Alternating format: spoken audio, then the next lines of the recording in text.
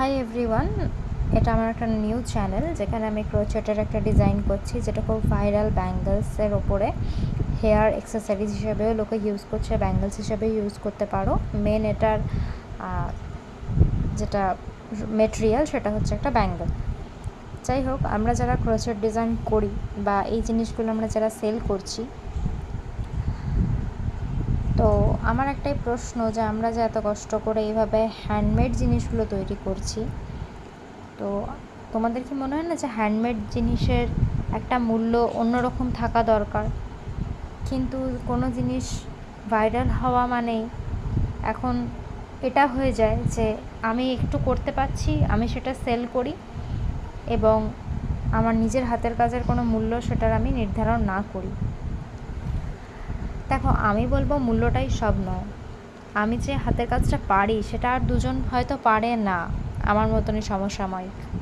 হয়তো সে চেষ্টা করছে কিন্তু সে পুরোপুরি পারে না, কিন্তু সেও দেখলো আমি যখন যতটুকুই পারছি সেটাই আমি করি, সেটাই আমি সেল করব। ঠিক আছে, সেটা তোমার ব্যক্তিগত ব্যাপার, কিন্তু আমার একটা পার্সোনাল প্রশ্ন হচ্ছে এটাই যে এইভাবে কি যার সত্তা আছে বা যার হ্যান্ডমেড জুয়েলারিটা সত্যিই ভালো, সে যা দামে বিক্রি করছে বা তার হ্যান্ডমেডের কাজটা এতটা সুন্দর, সেটা আমি কিছু কিছু মানুষ আছে যারা এসে এই জিনিসটাকে নষ্ট করে দেয়। যে জিনিসটা ভাইরাল হয়েছে সেই জিনিসটা যে সেই মানুষটার পেছনে কত বছরের পরিশ্রম আছে সেটা তারা দেখে না। তারা চেষ্টা করে আমি এটাকে কপি করে নতুন আরেকটা কিছু তৈরি করে দিই এবং সেটা তার থেকে আমি চেষ্টা করব কম মূল্যে দেওয়ার। আমার প্রশ্ন একটাই তোমাদের কাছে, সে তোমরা তোমাদের ইচ্ছা মতন মূল্য নির্ধারণ করতেই পারো, কিন্তু আমার প্রশ্ন হচ্ছে হ্যান্ডমেড জিনিসকে এইভাবে মূল্য নির্ধারণ করা যায়?